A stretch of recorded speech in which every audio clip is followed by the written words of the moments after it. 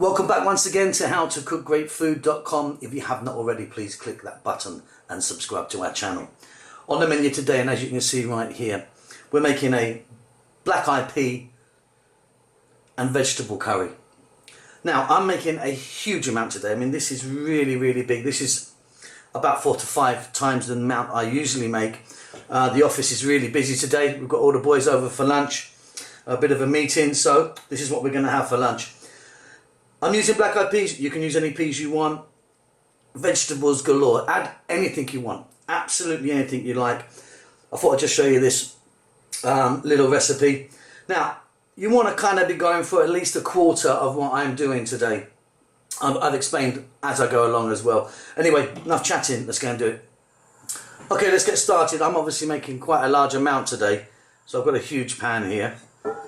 And I've got some oil in there. I'm using a sunflower oil. Go ahead and use what you want. Let's get that nice and hot. Then we're going to drop in some whole garam masala to get it started. So there you go. I've got some red dried chili. Here I've got some green cardamom, some cumin seeds, some black mustard seeds. Got a few fennel seeds. Now, of course, you can mix and blend that exactly how you want. Now, I'm making quite a large amount, as I've said earlier. So, if you're going to make this, you obviously need to reduce the amount. It'll be quite obvious as we're going along. As always, and always as I tell you, oil nice and hot, and let's just let them cook in there just for a few seconds. They're going to pop and crackle, as I'm sure you just heard. And what's happening, they're infusing that oil. So it's really important part, this, just to let them do their thing just for a few moments. Now, of course, you can add lots of other different types of garam masala. You could add some cinnamon, some star anise. List goes on and on and on. Bay leaf, and the combo's up to you.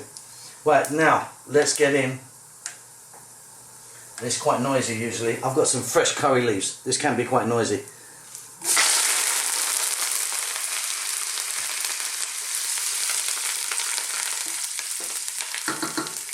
Absolutely wonderful. If you can get them fresh, incredible. Try and get them dried or even frozen, apparently you can get them. Let's go in now with some garlic and ginger paste. This is a 50-50 mix of garlic and ginger pureed together.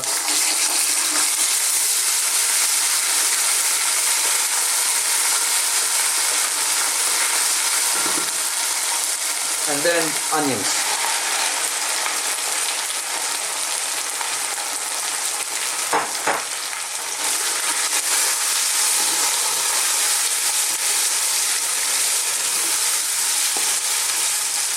So we're on a kind of lively heat, as you may hear. Just going to pop a little bit of salt in now. We'll check that again later. Yeah, we're on kind of lively-ish heat. Let me just pull that. We don't need that in there. And we're going to cook these just for about 3 to 4 minutes.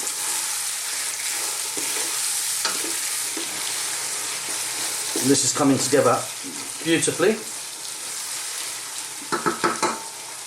Now, just to let you know, I'm using the black eye peas today, which are already cooked. I mean, I'm using the canned ones, which I've just washed nicely. If you're going to use the dried ones, soak them, obviously, cook them really well.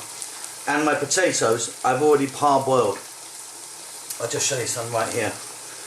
And they're kind of fairly softish, because I like them to break down a little bit in there to give us a bit of sauce. We're now going to add our hardest next vegetable. In my case, it's carrots. And if my potatoes were raw, I would be putting them in now as well.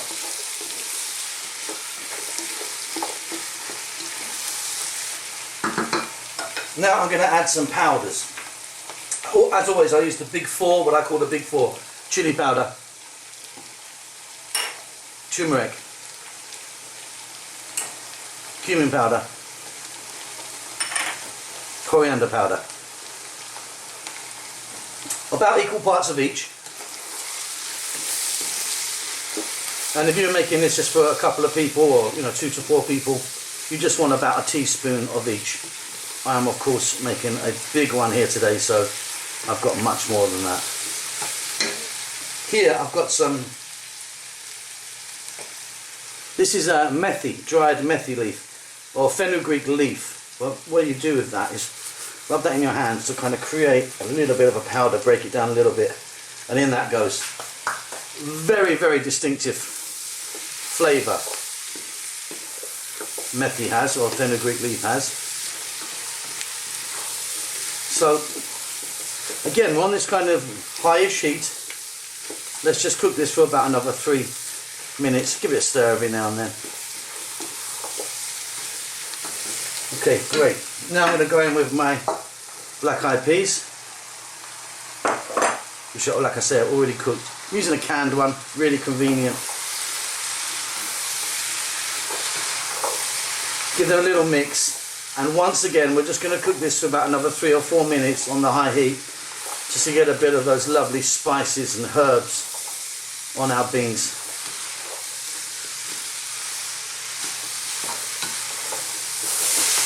Okay, this is coming together nicely. Next stage, I've got some garden peas that I'm adding today. I mean, these are just frozen. I'll just give them a quick rinse. They're cooked really nicely in there. Now look, you can add anything to this, mushroom, celery, just whatever you want, sweet potato, keep going with what you like. Here I've got some bell peppers. Here I've got some which you think are bell peppers, but they are actually a chili. So I'm going to add them in, chopped. So not crazy hot, these are actually quite mild. But if you want, just use bell peppers. I mean, this is going to be fairly seriously hot, this one. But yeah, I'm using these. I've got a little bit of a kick. You can actually just eat these. They're really delicious raw. But if you want, just use bell peppers. Let's give that a mix. Aubergine, zucchini, whatever you like can go in here. Cauliflower.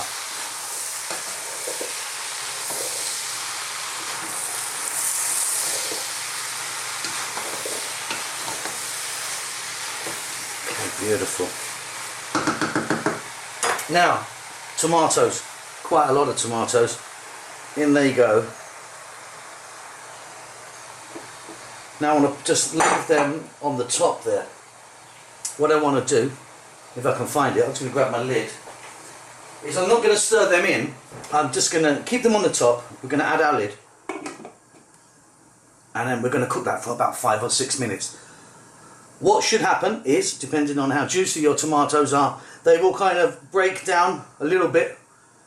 And we may add some water or not. But I can't tell you that until we come back. So about 5 minutes, just leave them on the top. See you then. Okay, let's jump inside and take a look now. Let me let all that steam out.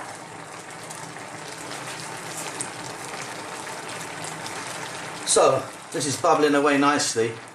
So let's give this a mix now. And as you can see, I've got quite a lot of liquid out of my tomatoes there. So we've got quite a nice masala. They still need to cook down a little bit more. But yeah, you can see there's plenty of gravy in there. Well, I hope you can see anyway.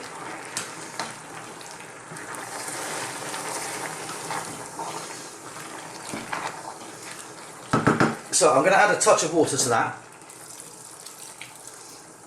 Just cold water.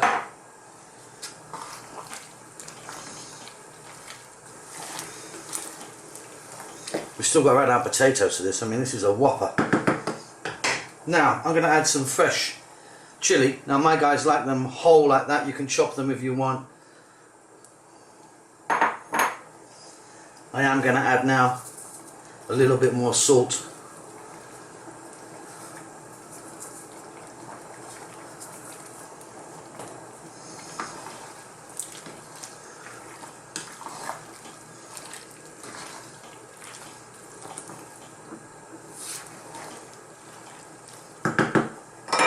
And now our potatoes. Now, like I say, I've cooked my potatoes, otherwise I'd have had to put them in earlier.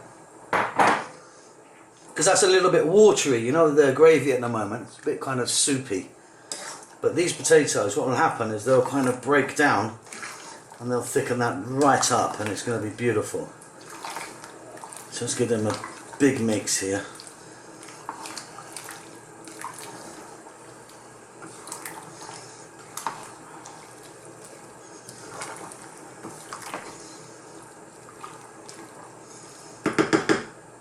I'm going to pop the lid back on that and I'm going to cook that. Again, we're still on this kind of medium to high heat for about 4-5 minutes only.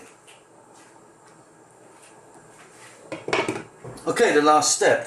Off goes the heat. I'll take this lid off. That is looking great. So some of those potatoes have started to break down a little bit. They're going to thicken up. I'm going to finally end this off with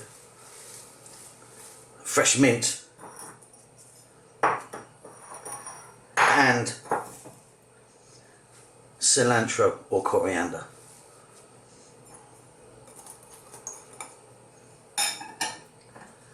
Let me give this a mix.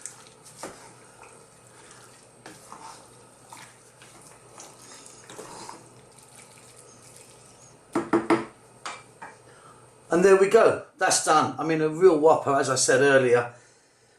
You want to be kind of cooking, you know, a quarter of this. If if you're cooking for like what, 2 to 4 people or something, at least a quarter. I mean, this really is a big amount.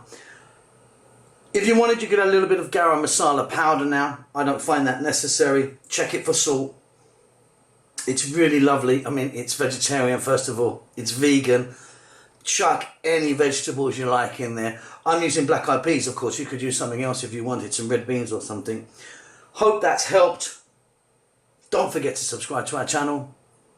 We'll see you soon. Lots of love.